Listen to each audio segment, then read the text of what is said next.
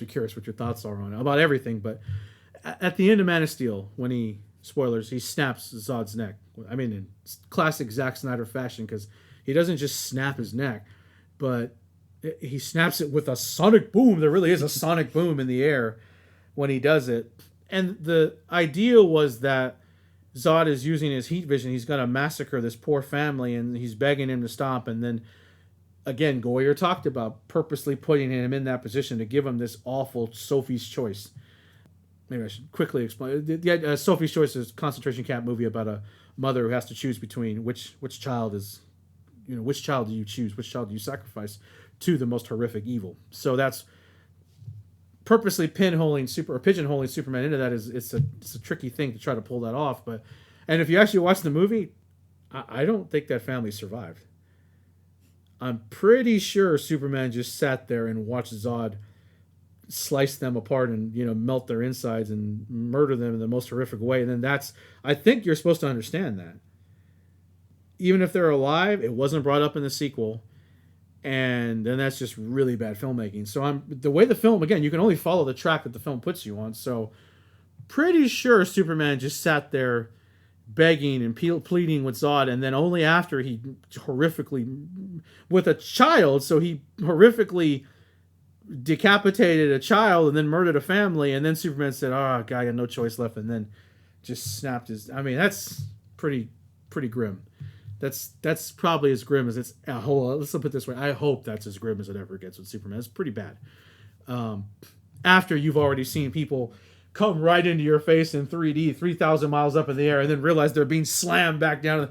It's something else. Forget about all that.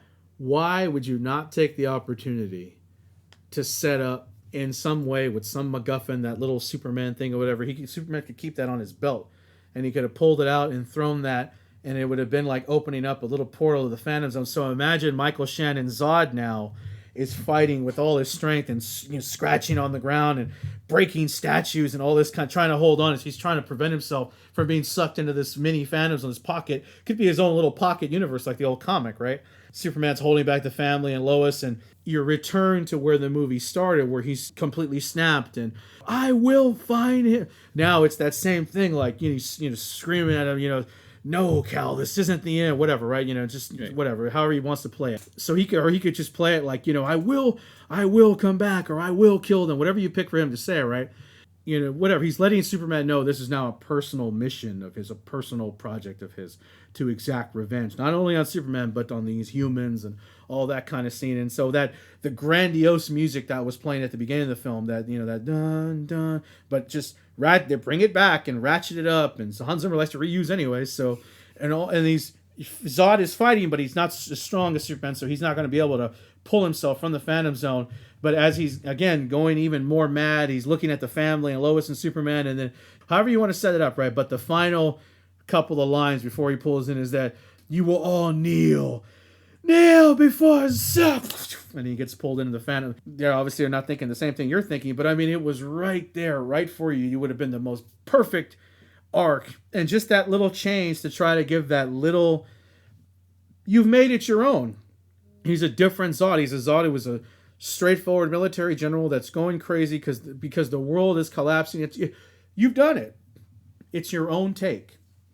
It's your own version. It's all yours, but you set that up and just with that little flavor of the original. So now you've created a whole new arc for why he's obsessed with that whole kneel before Zod. And there you go. That would have been the true Batman Begins Dark Knight trilogy, kind of building this arc for the villain as well as the hero. And it's not going to be set up well, but he got no choice, going to reach to his belt, and something like that's going to happen, and not instead to go with the other direction because we're more modern and this is how we're going to do it. And, Superman facing Sophie's Choice and all this kind of thing. And you realize, geez, man, oh my God, so then forcing Superman into having to this really cruel, horrific way to even kill a Kryptonian is just like, there again, there's the juxtaposition. We don't have to see Cavill in the trunks. You don't have to see Cavill even repeat the exact line. He doesn't have to, be all kind of Boy Scout and good evening, Miss Lane. He doesn't have to do that.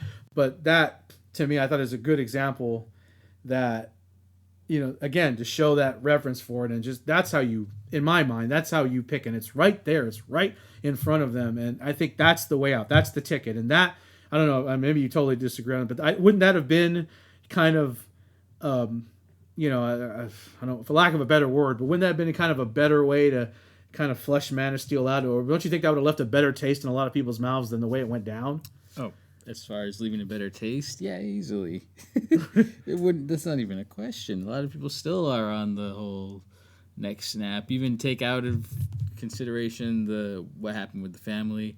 I remember when I first heard spoilers, they said, "Oh, it's after they get killed." So at least I know at least some people had that same thought of like, "Oh, they got killed" or whatever. Yeah. I've always been on the thought of like, "Nah, he probably did it right before," but I don't know. But I do see where you're coming from on there, because yeah, like I said, the first one I heard on that was before it was confirmed. It sounded like, oh, maybe someone's just saying whatever. Was he does it after after Zod kills a family? So I don't know. They never really go one way or the other on that. I don't think. But again, rather than leave it so bleak, the other way builds something and builds to something, especially because Michael Shannon played it so. I love the psychosis, the breaking points that he goes through in that film. And I'm not trying to shoehorn back into putting a shine on the original film. It just is what it is. But yeah, it's just that at the end of that film and talking to the warden and all that, that's sort of, he's reached Superman as a character has reached an arc, not necessarily knowing exactly how he was going to use his abilities and trying to play football or trying to show off with, and that's what Jonathan Kent, talks to him about and whatnot. So he actually followed up on it. Scrapster was very, very adamant about actually figuring out exactly what took place. The family does survive. Well, it's basically a second, and basically in the way in the background, in the corner of the frame, if you look close enough. And of course, in the movie theater, we all have a remote to hit pause, and we can control like a DVR. IMAX theater is just like a big DVR, right? Wrong. But apparently they do survive. And it was just, I understand now the thought I had about, is it almost insulting the way that Zack Snyder approached a lot of his films in the DC universe? I didn't really want to get on board with that. I didn't see things that way, but the more the time has gone by for you to examine things, it really is insulting, and it's almost worse because actors make choices in sequences and how they react. So do filmmakers. And the idea that Zack Snyder and the people putting this together at Warner Brothers, however it went down, whatever the stories are, Hollywood's so crazy, there's always a million different explanations. Yet they decided, okay, the family does survive, but we're going to see it for a split second, if you can see it at all, if you happen to be looking at the right place. And then on top of that, just this idea that, it goes right back to what I was saying, to not take advantage of that.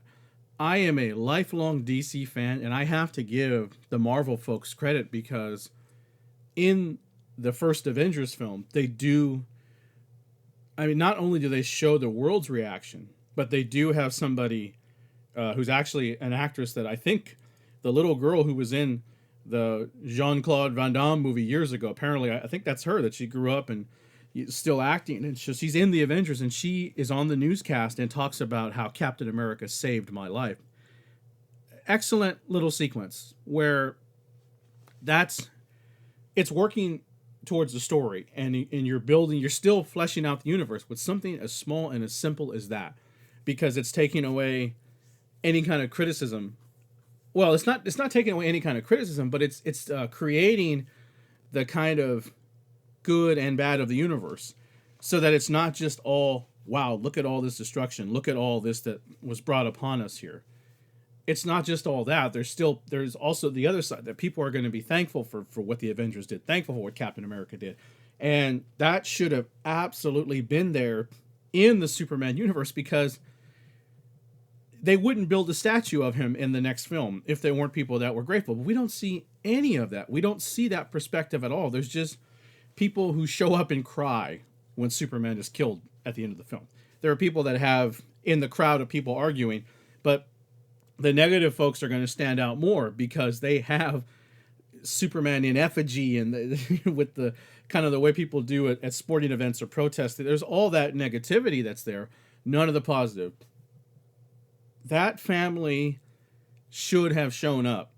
I don't even know if they're actually, I keep calling them a family. I don't even know if they're just whoever. It would be even better if they weren't a family. Just some girl that was traveling, a young girl that was traveling.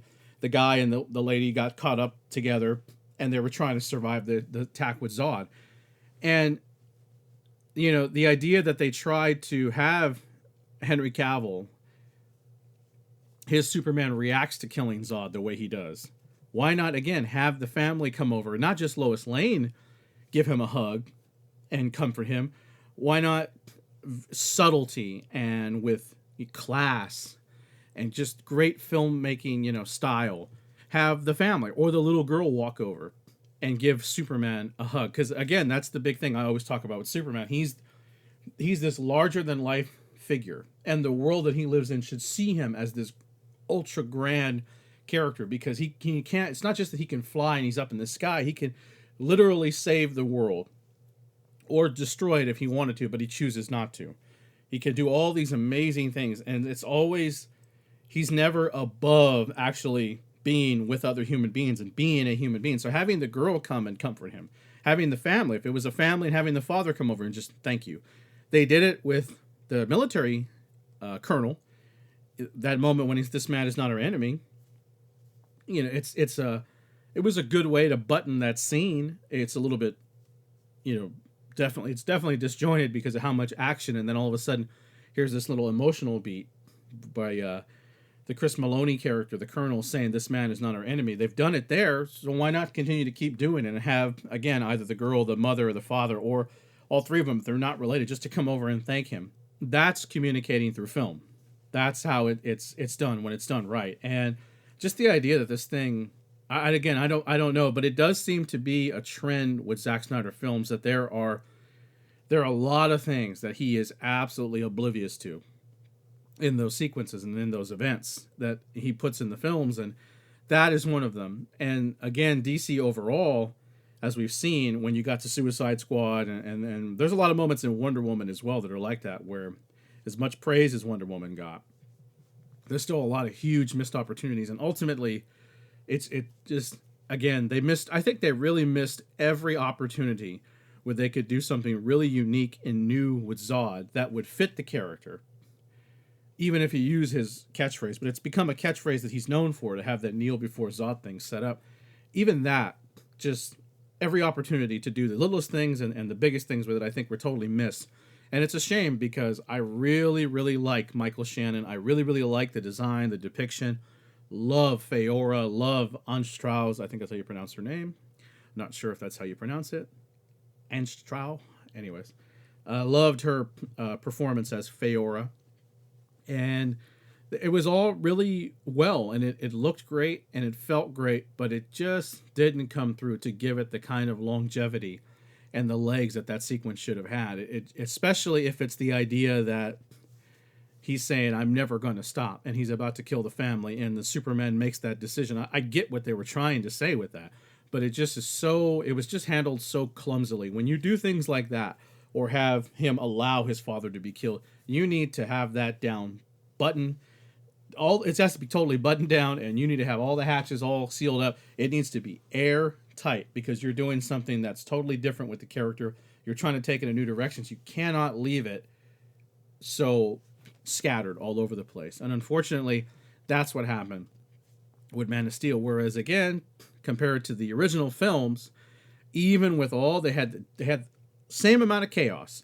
They had the director replaced, the same type of tumultuous things that the new DC movies have gone through. They also went through back then, and yet they were still able to keep it together and keep it together in such a way where even the third and fourth films that have major problems compared to the first one and the two versions of the second film, still the hearts of the characters were there. Every time you see a cut scene or something that was taken out, when it's put back in, it doesn't just add to it. You realize that they had a theme that they were working on. You realize they had things that they were doing with Lex Luthor. and Zod to better out their characterization, whether it's Zod, how the way he maliciously uses the machine gun, even though it's not in the original cut, you see that there was a consistent theme that they were trying to take with it there. Lex Luthor is just, he's having the time of his life because he has all these little toys and people he can manipulate and all these toys to play with to attack Superman. He's having the time of his life. And it seems like the newer movies, when you see what's in the film and the cutscenes and the ultimate editions, all the stuff they try to put back in, you just see that everything, it just gets more and more confusing. It gets more and more scattered. And you realize they did not have a solid vision that they all agreed upon. And everybody wasn't on the same page. So ultimately, I just look at it like, okay, the family survived. You barely can figure that out. And that should not be the way. You shouldn't have to wait until you get a 4K player and get the movie on 4K and then have to ask the question to your friend on a podcast and then have to go back and freeze frame it for 1 second. It should be a point in the film that that's what's going on, especially in a scene like that they clearly knew was going to be controversial. Zack Snyder was looking for the controversy. He was bragging about it. A lot of people were talking about how this is going to be so different and get ready for it, and yet they weren't ready for it. And that is ultimately a shame.